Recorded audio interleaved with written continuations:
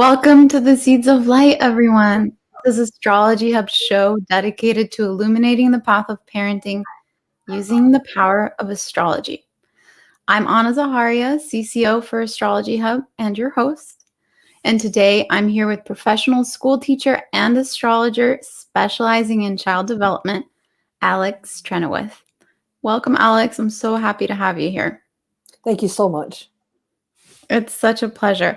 And this is actually your Astrology Hub debut, only on the podcast. I know you've been part of our summit before, but this is the first time that we get to officially welcome you on the Astrology Hub podcast. So I'm so honored about that. And so I'm going to get to share a little bit more about your background and your bio. So Alex's focus is the important life stage of adolescence. She has spoken at astrology conferences around the world, contributed to important astrological publications, and has won several major awards for her unique research based on her book, Growing Pains, The Astrology of Adolescence. Oh, by the Wessex Astrologer. That's where you got your award, huh? Alex, I got my award in India. Oh. Yeah, out of the blue, they named me International Astrologer of the Year 2015. So beautiful. Wow, what an honor. Alex has also recently authored the Adolescent Astrology Report, which was created to help parents and teachers understand why the children that they care for. She's also president of CAPI-SAR, the Certified Astrology Qualification for ESAR, and has recently started her own astrology school, Rohini Academy of Astrology. Wow, that is a very impressive bio, Alex. Thank you. Today, we are honored to have you here discussing supporting your teens' learning and so much more. And my very first question for you is, why are you particularly excited about this topic? Well, I think first and foremost, adolescence is a very special time of life. And children of that age need to have support. And because astrologers can't have under 18 to the consulting offices, owing to child protection, this age group often gets left out. And even viewed in a non-astrological way, parents and teachers who are working with this age group will often just say, oh, they'll grow out of it. And without actually providing the help and support that the child needs, they just kind of wait for the child to sort of get whatever they need to get. And there isn't that support that they need. But as astrologers, we know how valuable astrology is and how powerful it can be. In that, there's no waffling around in astrology. And I developed my particular technique based on experience in the classroom. I've taught about 50,000 British school children in my long career as a school teacher. And so my book, Growing Pains, was based on my experiences and my observations in the classroom about how children like to learn and ways that we can figure out how we can support what they don't like to do. So, for example, I was teaching Jupiter and Taurus children, and I was teaching the French Revolution, and the kids weren't getting it, weren't engaged. So I thought, Taurus, huh? So I thought I'd turned my classroom into a French restaurant with the plaid tablecloths, and I got some freshly baked bread from the canteen, and we sat around talking about how important bread was. And then I gave one person, the king, the chocolate bar, and he had to eat the chocolate bar in front of everybody else, and how everybody else felt about that. So in understanding a child's Jupiter sign, you're actually understanding their learning style. And you're not going to find that from their sun sign. Sun signs can help a little bit, but in a classroom, it's difficult to remember children's names, let alone their sun signs. And but in a classroom, they would all roughly have the same Jupiter sign and probably the same Saturn sign as well. And these two planets show how a child develops because they develop in these stages. And for Jupiter, it's every 3 years. So 3, 6, 9, 12, the child reaches an important milestone. And with Saturn, it's every 7 years, 7, 14, and 21, and all the way up until late in life. So, we're always developing and always changing. And I think Jupiter and Saturn, more than any other planet, shows us how that development progresses.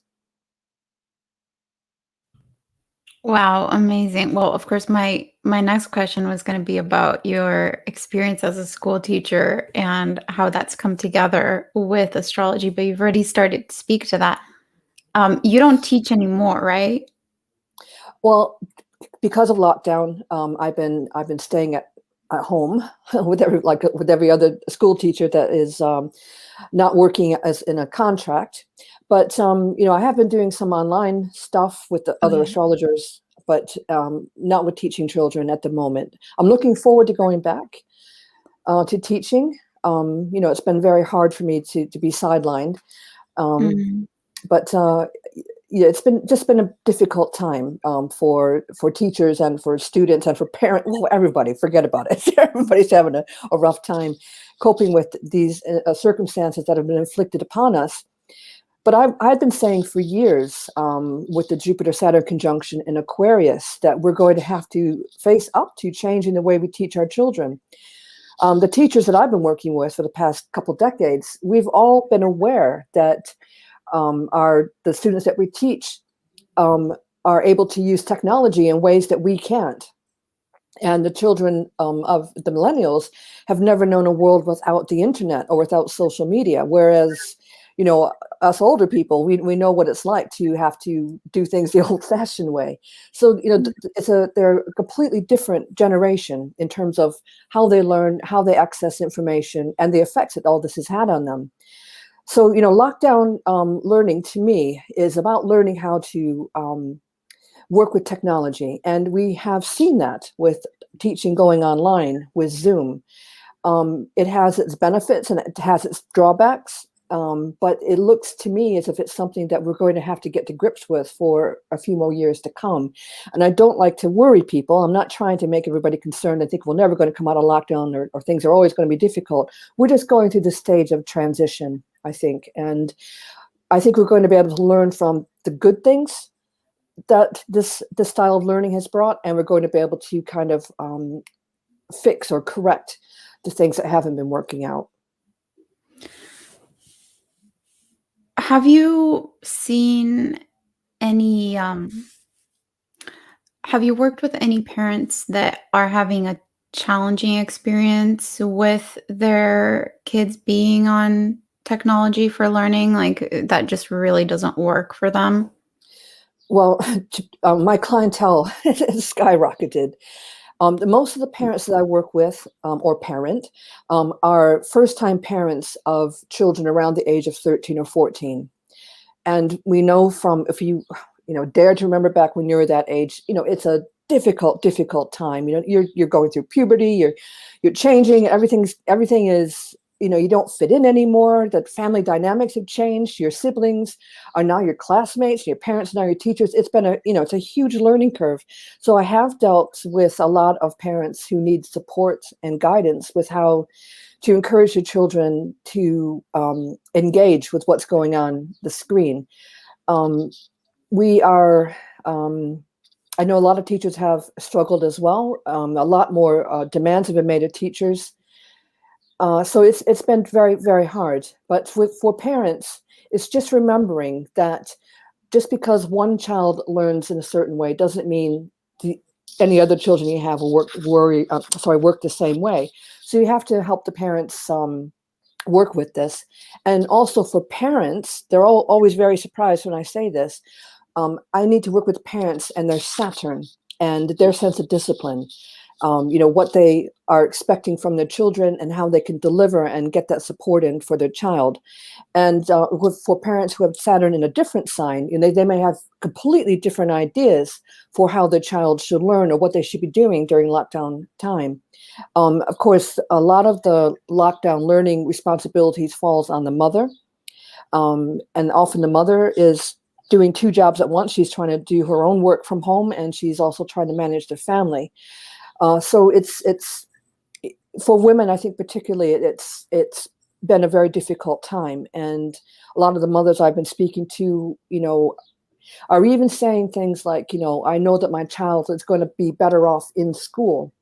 Well, I can tell you as a teacher, I can't get my students to remember to bring their gym kits on the right day, let alone get them to remember social distancing and all the complex rules that are going on.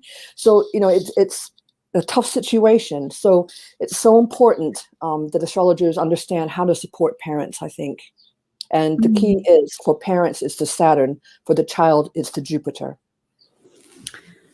Wow. Well, that's super interesting. For all of you that are tuning in and you haven't gotten to look at your chart or your child's chart, you can do that for free at astrologyhub.com/astrocharts. And what I really like about astro charts is that they just make it super clear where your Jupiter is, where your Saturn is, where all of your different placements are. You don't need to be very fluent in reading a chart in order to just know the placement of Jupiter or the placement of Saturn. Now, I know because we've chatted a little bit behind the scenes that you have some caveats for how we should work with these planets and what we can do as parents if we are not very well versed in astrology in order to bring in astrology into our parenting. What is your advice about that? I think the most important thing, as I said, is understanding your own Saturn. Because if you don't understand your Saturn, your children will, and they'll find your weak points and they'll push them, until you crack or you lose your patience or whatever. But if you know where your weak points are, you can fortify those weak points. And when the child starts becoming challenging, you can dig into what it is that you are feeling confident and strong about, and hold your boundaries. Because this is the trick about parenting: is you have to know what your boundaries are. If you're in a partnership, you need to understand your partner's boundaries as well, because we all grow up differently. We all have different values and different things that were acceptable when we were growing up. So to give you an example, a bit of an extreme example, one parent might think it's perfectly acceptable for a child to have a watered down alcoholic drink at a party. And the other parent might think this is absolutely, horrific. It's against the law and everything else, and it causes conflict. So, it'd be great if parents could be aware of the Saturn before they actually have children, so they can have these deep and meaningful discussions around boundaries before the child is born. But we know that a lot of parents kind of learn as they go, and they do this trial and error thing. And teachers are the same way. Just to make it clear that every September, we get a new influx of students. And some teachers, it takes them, almost until the end of the academic year before they understand how those students learn. But if you have astrology on your side and you know where that child's Jupiter is, you are a step ahead. And teaching is a challenging career. Think about being in a classroom, for an hour with 30 adolescent students who don't really want to be there. They got other things they want to do. They don't want to hear about, the lessons or whatever. They're not motivated. But if you understand the Jupiters, you can, cut through all the rubbish and, get them engaged, get them interested, keep them motivated to want to keep on learning. And, you can reward good behavior. You can identify students that aren't quite there yet. It's easier. It just makes your job a lot more streamlined to do things this way with Jupiter signs. As a high school teacher, I could be teaching 11-year-olds, because we start middle school at 11 here. So you start secondary school at the age of 11. I could be teaching 11-year-olds 1 hour. The next hour, I could be teaching 16-year-olds. Well, if I know where the Jupiters are, I can change gear and I can, reach the students that I'm trying to teach. So can we talk a little bit more in depth about Jupiter specifically? How do you want to talk about Jupiter through the signs? Well, I can give you a couple examples, but okay, yes, that would be wonderful. So let's take Jupiter in Leo. These would be, I think these children would be 17, 18 years old now. So these kind of learners, we have to teach them when to be on stage and when to step off and let someone else have the stage. So they have to tap into that sense of generosity and being able to allow somebody else to get the attention, because Leo is, likes to have that adoration. But if you take the classroom afterwards, Jupiter sign afterwards, Jupiter and Virgo, now these are our researchers. These are the ones that can handle a lot of data. So if you have these students, because every academic year Jupiter changes sign. So if this is your classroom, you have Jupiter learners, Jupiter in Leo learners, as well as Jupiter in Virgo learners. You can seat them in a way that they benefit from each other's skills and abilities. And the same thing would go with siblings at home. If you just understand how it works, you can minimize the work that you have to do as a home teacher. And it just makes things a lot, like as I keep saying, a lot more streamlined. It eliminates all the confusion and the trial and error that we have to go through in order to reach the child. And so I can go through the signs. Aries, if you think about Aries, these are the competitive learners that like to have things quickly, and you like to have a good pacey lesson. But we know that not every lesson can be pacey. It can't always be like that. We have to slow down and analyze data. We have to look at language. If you're teaching English, have to analyze language and what it means and the author's purpose and all those kind of things. And that might be challenging for the Jupiter and Aries child. Jupiter and Taurus children, like their fixed sign, they like to chew on things a little bit. They like to have more time to absorb their information, process it, get rid of the stuff they don't need. They're collectors. For my Jupiter and Taurus learners, I usually have some sort of, get them to use a notebook where they can keep adding to the skills that they've learned. And so they're collecting their skills as they go along, and they can see it. And that usually keeps them motivated. Jupiter and Gemini students, a tricky class. You would think, wow, Jupiter ruled by Mercury, that's going to be an academic gift. But what I saw in Jupiter and Gemini learners is that they are fearful of looking stupid. And the class polarizes very quickly into super speedy learners who are unafraid of anything, want to try everything, to the really reluctant ones that are just have that fear of being exposed as not being as smart as the rest of their class, or how they perceive being smart. Jupiter and Cancer students, I found them being, because that's my Jupiter sign, I found them challenging. And I think it's because they're my sign, and I understand a little bit about how they learn. They are emotional learners. They need to know, why we need to care about this lesson. And as long as you can give them ideas about how they can make the world a better place, how they can show their caring attitudes towards their lesson, they're going to be engaged. I covered Jupiter in Leo and Jupiter in Virgo. Jupiter in Libra students, I like to put them into situations where they have to argue a viewpoint.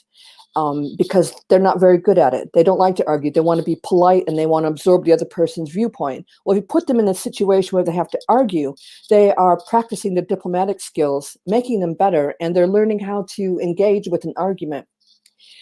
Jupiter and Scorpio students, in one way or another, metaphorically or realistically, they like to take pretty profound chances. In whatever it is, because they know that dicing with danger is the quickest way to see their version of God. So they're going to do that kind of thing where they are taking risks that we might think is a little bit unreasonable, but to them is perfectly normal. So we need to be careful about their boundaries, make sure that they understand the dangers that they're in. Jupiter and Sagittarius, another mutable sign. You would think Jupiter in its own sign is going to be a lot of fun, but actually I found that Jupiter in Sagittarius students can be very... they have a lot of opinions. They don't like to listen to each other. They will say offensive things and just wrap it up as their search for their truth. And that is the key to understanding them, is that's what they're doing. They are trying to find what the truth is, and they'll do it by being provocative. Jupiter and Capricorn students have to be, they tend to be very good business people. And they like to always build on what they've learned. So they don't like to waste lessons. They don't like those fun lessons. Would rather have a lesson that they can feel that they've really gotten something out of it. Jupiter and Aquarius students, I jokingly and affectionately call them my aliens in the classroom, and they kind of worry me and make me proud and all the same time.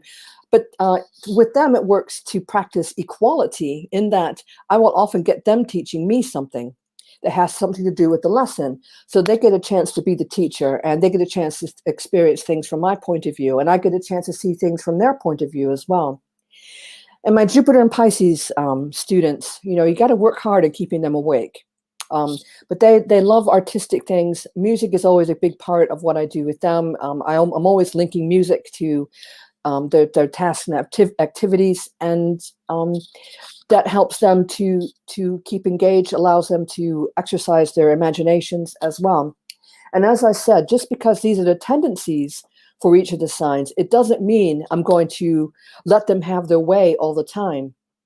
I'm going to give them challenges, but because I know it's going to be a challenge, I can put things in place that are going to support that learning, give them more time, for example, to understand a difficult concept for them. I can rearrange their groups so that they work with different people, so that we're reinforcing the main points of that lesson to help them. So, our idea, I think, of educating a child is giving them the opportunity, a Jupiter word, of looking at a wide variety of perspectives, of opening the door to the world to them. But at the same time, our Saturns are kicking in, and we want to keep them safe.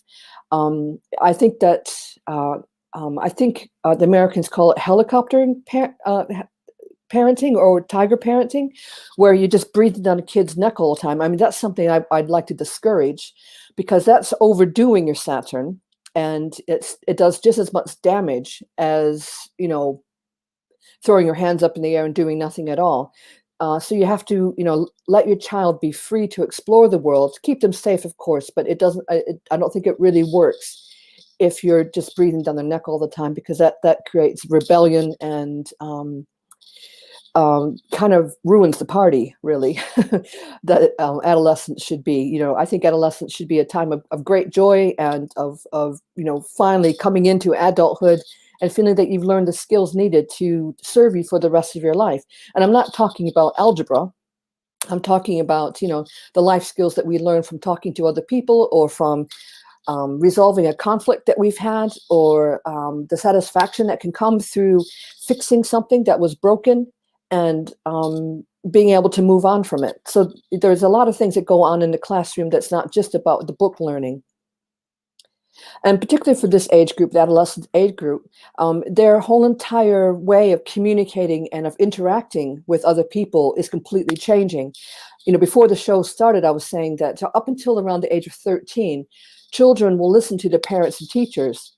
Well, after, around 13, which, by the way, is the year group teachers struggle with the most too. So most of the parents I see are first-time parents of 13-year-olds. Well, I know that most teachers, because I've seen arguments over who's going to teach year 9, the 13-year-olds, for an academic year. They're not listening to those parents and teachers anymore. They're listening to each other, their peers. And we know that lockdown learning has had a huge impact on how kids communicate with each other. They can't see their friends, but they're on their phones, or they're on social media communicating with them in some way. And that lack of human touch, the actual face-to-face communication is going to have an impact, because it's also when all the brain development is going on, and the brain is essentially rewiring itself. And they're learning new habits. So the habits of a lifetime are actually formed in the adolescent years. So, we're in a few years' time, we're going to see the effects that this has had on this particular age group. Being in isolation, not being around other people, it'll become a lot more clear in a few years' time, actually, the long-term consequences of what's happening now. Wow, so much good stuff that I want to keep exploring here. So you mentioned that there's a particular struggle around age 13. Why does that switch right then, astrologically speaking? Yeah, sure. Okay, so at that age, this will be a little bit complicated to explain to non-astrologers, but you're born with Jupiter in a particular sign, but Jupiter will continue to move through the zodiac, and those are called transits. So at the age of 3, there'll be a square aspect, which is challenging. At 3, and then at 6 there's another one. At 9 there's another one. At 12 is probably a child's most important year of their life. So if you're saving up for a holiday, I know we're in lockdown now, but if you're going to go on a holiday or anything like that, this is an ideal time to introduce a new language. You don't have to leave your home in order to explore a different country either.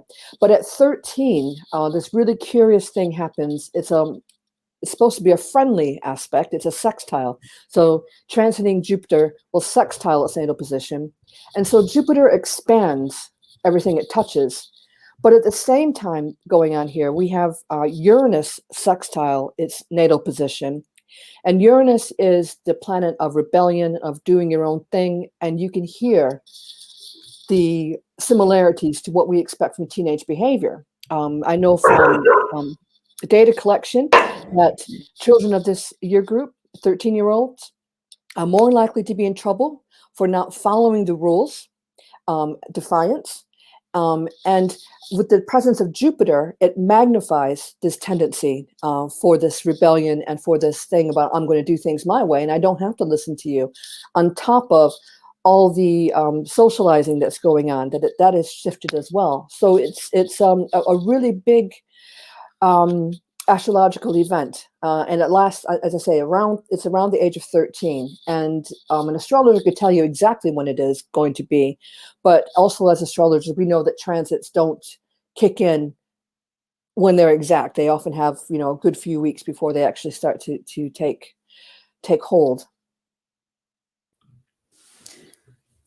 It's so amazing to see how all of this knowledge and framing that you have as an astrologer can completely transform the way that you're showing up in a classroom for the kids. It seems to me that it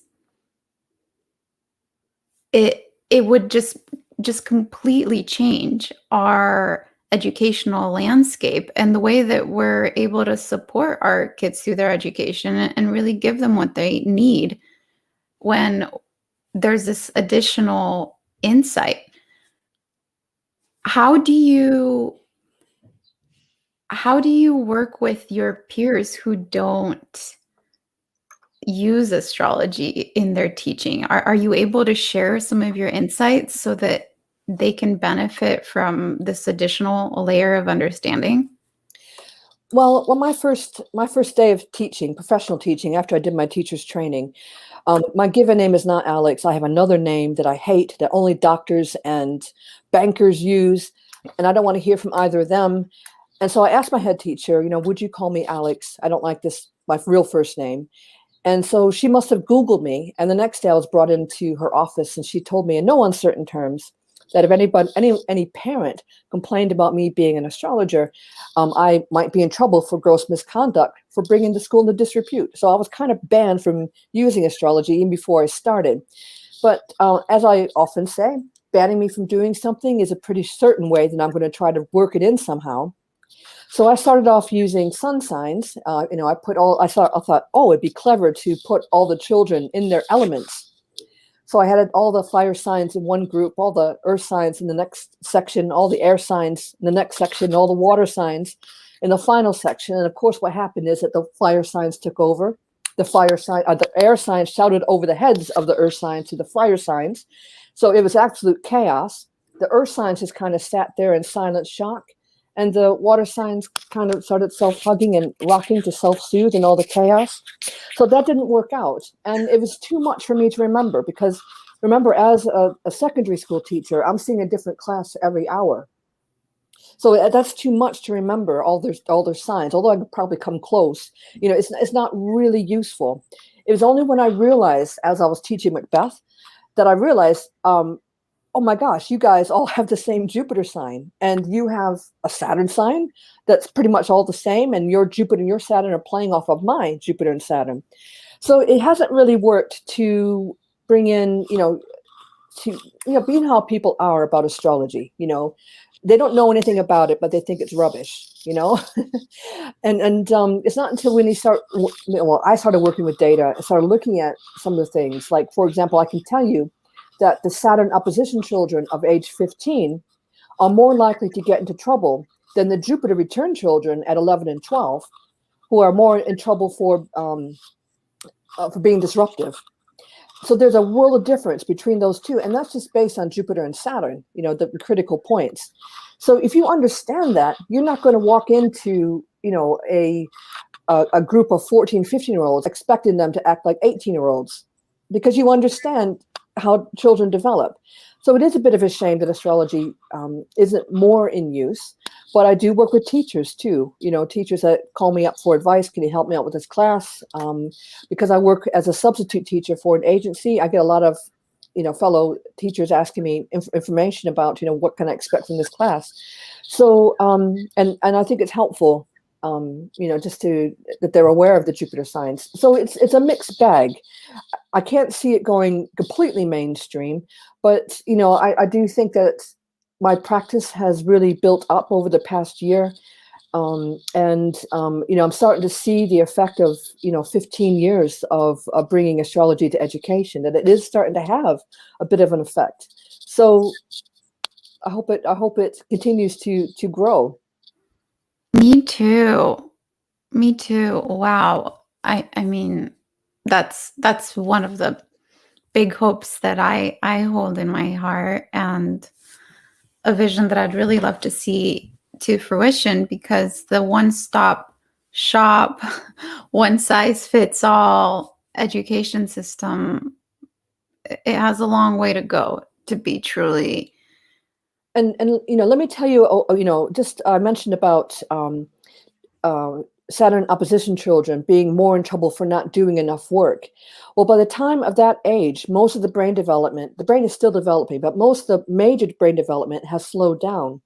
So we're missing out on this on this huge opportunity to work with all that brain development happening from 11 to 14, because we're focusing here in England anyway on the exam years. For Americans, it'd be the first year of high school. So we're focusing on the wrong age group. We should be focusing on middle school children, making sure that they have enough activities and enough opportunities to try new things. And another thing that really gets to me is the first departments to lose their funding are always to do with the arts.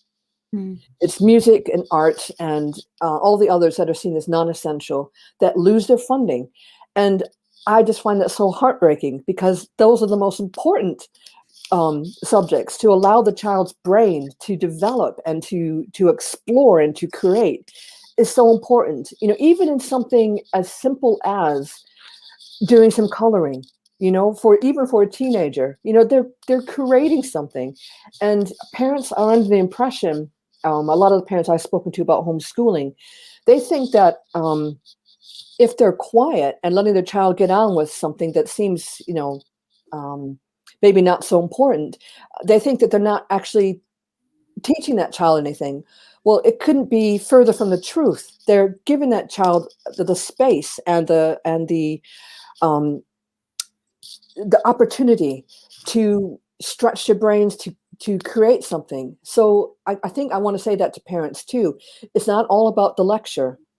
It's about stepping back and letting the kids do what they please. Now, I'm a little bit down on letting the kids play on the phones all the time, playing games and all that kind of stuff. I don't want kids doing that hours upon hours, but there's nothing wrong with giving them paper, letting them draw, or, letting them learn origami. I have students, former students, who are learning Japanese, and that's something the parents can't help, which is another advantage, I think, of lockdown learning, is that children are learning things that we don't offer on a standard curriculum.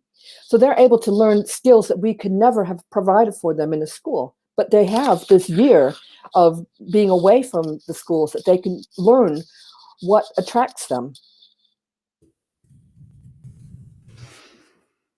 Wow. I'm copiously trying to take notes, and there's no way that I could possibly capture all of the amazing tips that you're giving right now, but I have a lot of stuff on my website for parents. If you great. subscribe to my website, I got some goodies for you, but there's lots of stuff, and I put them all right on the front page under articles. So you can just see it's astrology for parents, astrology for teachers, right at the very top. It's alextrenoweth.co.uk. So I have written most of this stuff down. And I also have for the Jupiter and Saturn signs, my book, Growing Pains. You can come to my website and you can order a copy of the book. I'll even autograph it for you. If you're really struggling, I have adolescent reports as well, where you come to my site, you put in your child's details. I'll send you a 16 to 18 page report based on all your child's placements, planetary placements and their aspects. And it gives you an opportunity to sit down with your child and go through this report and understand your child better. And I also encourage parents to remember that you were once a teenager too. And when I work with adults, they often don't want to acknowledge this because they're embarrassed. They think of all the things that you had to go through for the first time when you're an adolescent, and how you didn't know how to deal with that. You can't just master a new skill with one try. It takes many tries. And as the adolescent brain continues to develop at this rapid pace, the metaphor I like to use too is it's like giving the keys to a Lamborghini to a driver who doesn't even have a license. So all this development's going on. They don't know how to manage it. They're going to make mistakes. And you as a parent, if you understand the boundaries that you are comfortable with and that you are not going to cave in on, because if you cave in, your kid's going to see where that little weakness is, and they're going to keep pushing it. You just need to be absolutely impervious to whatever the kid is saying or doing or trying to manipulate you out of it, and stand really nice and firm. And kids find comfort in those firm boundaries. You don't have to be mean or grumpy about it, but you have to be firm. Yes, well, I don't have a teenager. I have a 5.5-year-old, and that's still very much true at that age as well. Absolutely. Now that's an important age because that's a Jupiter opposition. So transiting Jupiter opposing its natal position. That's when most children are learning how to read and write if they go to a public school. So you see how the brain is developing. Some people ask me, okay, so why not Mercury for the learning? And Mercury is rote learning. So the teacher holds up the letter T. What sound does this make? And the kids say T. So that is the rote learning that Mercury is doing. But Jupiter is the confidence it takes to use those letters to sound out words and to understand the syntax, how to form sentences, which will lead to how to build paragraphs, which will lead to eventually being able to write essays and other things when they get a bit older. So you can see how skills are being built upon all the way through school. 7 is also an important age. That's a Saturn age. At the age of 7 is when most children lose their front teeth. And Saturn rules the hard parts of the body, the skin, eyes, teeth, hair, bones. And at the age of 14, at the opposition, is when a lot of teenagers have orthodontic work. And then the other next important stage is 20 to 21, and that's when the wisdom teeth come in, which often kind of wrecks all the work of the orthodontics 7 years before. So, those are the important ages of Saturn. So, if you have more than one child, you can see the important stages, and you can focus on the child who has that critical time. And I'm not saying ignore the other child, but I'm just saying you can prioritize. But I would say to any parent, the most important year of your child's life is age 11 to 12. That's the start of the brain development. That's when you really need to take advantage of that developing brain.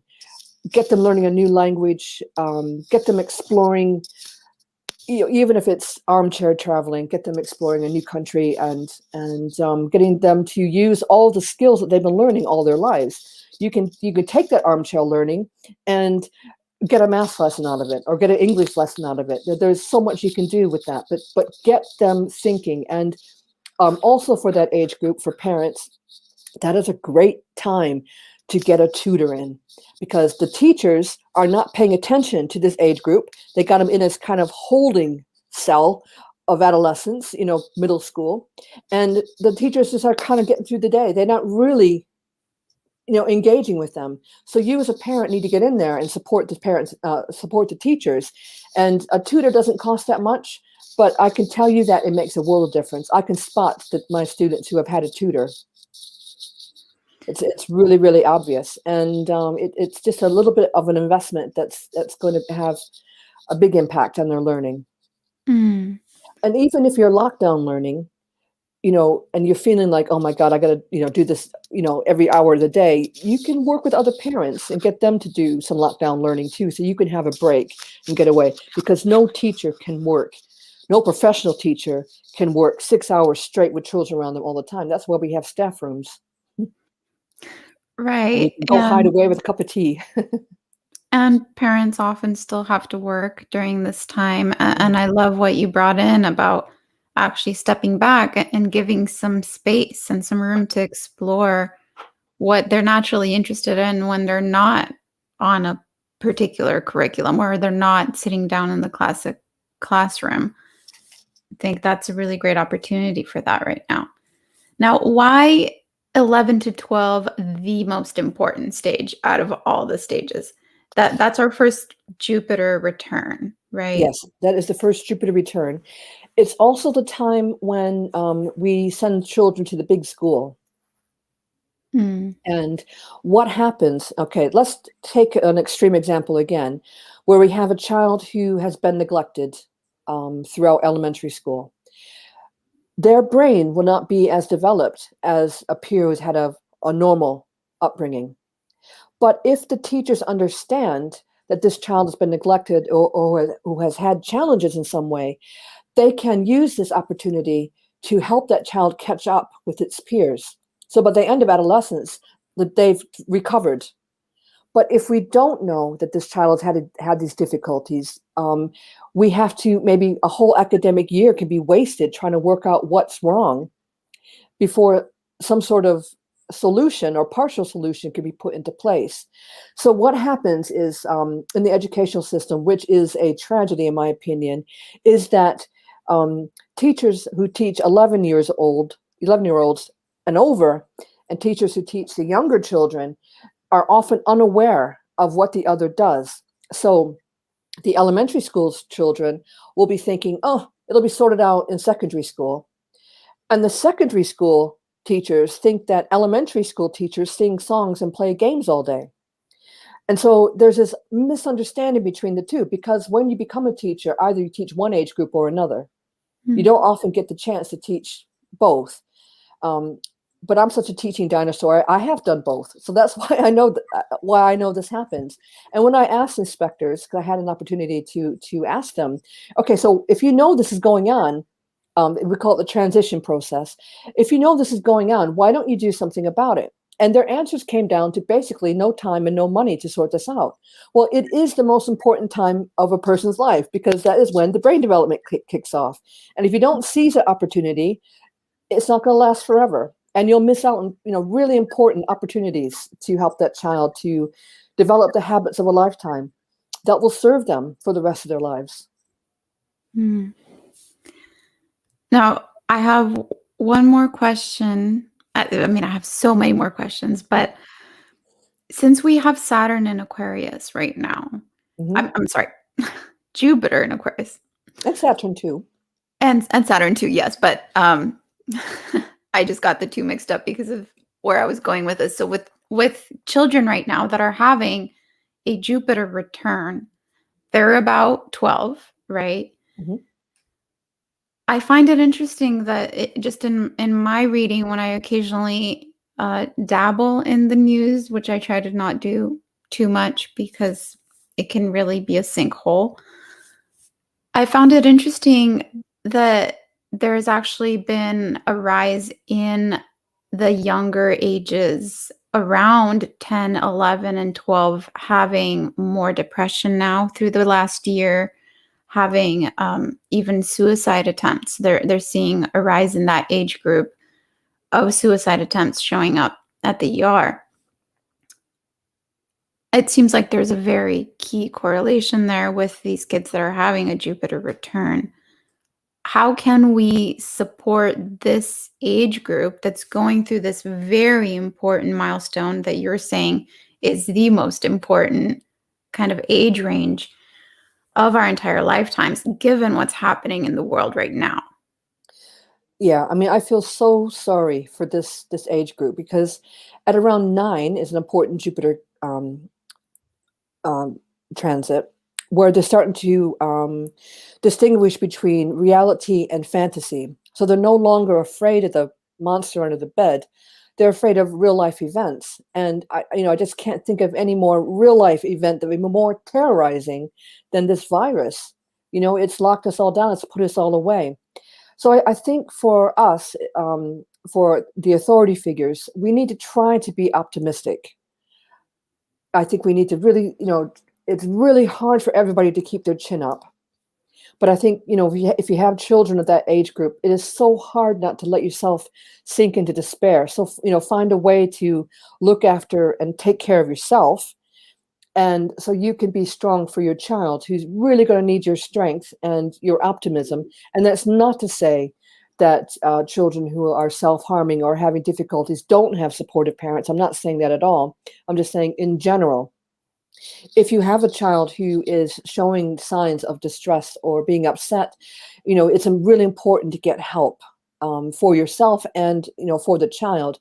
There's all sorts of, I don't know the number off the top of my head for an American audience, but there's all sorts of places you can go to get support. And there are things like, you can get, the children can see their friends, as far as I understand, just not to be in close proximity to them. So there are ways that you can work with the restrictions without putting the child into danger. I know that just for me as an adult, it's being able to spend time socially distanced from a friend, really does pick me up too. And it's not quite the same with Zoom. Talking to my parents my neighbors over the fence is something that will, make my day. How's the dog going? What's going on over there? It's just something that helps us because we're human after all. And that's how we have learned how to communicate is face to face. And so we can minimize the risks without completely making it a miserable existence. But I think, self-care for the parents, and by self-care, I don't mean self-medicating. Try to avoid that because that, it isn't a funny joke about how drinking has gotten out of control in the adult population either. So, find the things that you like to do. Try not to stress out too much about, what's going on in what you think should be a classroom at home, and let your child be the guide too. Let them tell you what they like to do. There are really positive things happening in families. There's conflicts that have to be sorted out. When a brother and sister have a big argument, they can't just slam the door and go to school and forget about it. You have to stay there and it has to be resolved. And you have to find a way to work your way through it. So, I think families have to learn what they need from each other. And I think that's been a process. A lot of families I've been talking to seem to have been learning that lesson. It's been difficult, but they are learning how to live together better than ever. And, if they haven't learned that, it's just going to be very, very stressful for everybody. So to summarize, try to be optimistic, try to look on the bright side of things, even if it's, you're challenged and you're not feeling well, try not to let that affect the children too much. And like I said, I know it's a challenge. Everyone's challenged in one way or another, but we have to just stick with it and get through it. Mm. Okay. Well, there's just been so much that we've covered here, and I'm only going to pick out a few of the things. Alex has so many wonderful resources for you on her website at alextrenoweth.com. She said .co.uk. Thank you. I'm sorry about that. It's okay. She said she specifically has a place that's called out for parents, and you could even get a report on there to get more information on your teen's unique chart and how you can support them. zooming out, we can lean on Saturn for information on ourselves as parents, for how we create structure and discipline and what we're looking for in that arena. And it's really good to be working with Saturn for ourselves even before we become parents. But it's definitely not too late to be working with Saturn if you're already a parent. In fact, go ahead and start working with Saturn, even if you haven't tuned into your Saturn before. We do have an episode that we actually just did last week with Felina Kavi on Saturn, and we went really in depth in Saturn and the different disciplines and boundaries that it looks for through the signs, and the different lessons and things that it's here to master in the different placements. So that would be a really great episode to tune in for all of you that are interested in working with your Saturn. And in terms of a placement that we can go to in order to support our kids' learning, Jupiter is one of those really key ones, especially if you're a teacher and you cannot look at the very individual pieces of each and every child. It seems that Jupiter has been really particularly helpful because you can look at many generations of kids and what the thread is for all of them. So around 20 minutes into the episode, Alex actually went through Jupiter and all of the signs and some key attributes of each as they show up in the classroom. Generally speaking, Jupiter brings in the multiples of 3 are really important for Jupiter. We have age 3 when we first have the Jupiter square, then age 6 when there's the opposition, then age 9 when it's the second square, and then 12. And this is roughly speaking, of course, it's around 12 and around 6 and around 9. So at age 12, Jupiter comes all the way back around to where he was when your child was born, or when you were born. Age 12 is for everyone, whether you're going or not. And then, of course, you can keep going. 24, 36. 36, 48. Yeah, 48. 60 is really important too, because that's the age of wisdom. That's when Jupiter and Saturn, you have your Jupiter, 5th Jupiter return and your 2nd Saturn return within the year of each other. Oh, that makes a lot of sense. So around age 11 and 12 is actually one of the most important times of development because of this Jupiter return. And oftentimes in the school system, that particular age group doesn't get attended to with the kind of attention that it needs. And this is actually a really good time to introduce a new language or travel, really support your child to explore new activities, a lot of arts potentially. Is there anything else that you would add for kind of opening up that opportunity for learning during that time? Well, it's just the idea that, it's coming into a difficult stage, and parents really need to understand their Saturn more than ever at this age, because a child is going to want to test the boundaries, and you can't keep your child close to you forever. It is inevitable, unless there's special circumstances, that the child will grow away from you. And it hurts the child because, separation anxiety. The child, knows instinctively that they need to move away from the parents, and it hurts them because they love their parents, and the parent is worried that the child is growing away from them because they love the child. But it's all a part of growing up, and you still need to support that young person more than ever. And you do that by having those clear boundaries. What is acceptable? Building up trust. If the child breaches that trust, there has to be a consequence. And if you have a partner, you're not going alone. You have to have this discussion about what is acceptable. Otherwise, it creates a conflict between the parents, which a child will definitely use to their advantage at some point. Thank you. So, right, age 12, which is this Jupiter return, is quickly followed by age 13, where we have this Uranus sextile, where that rebellion really comes through.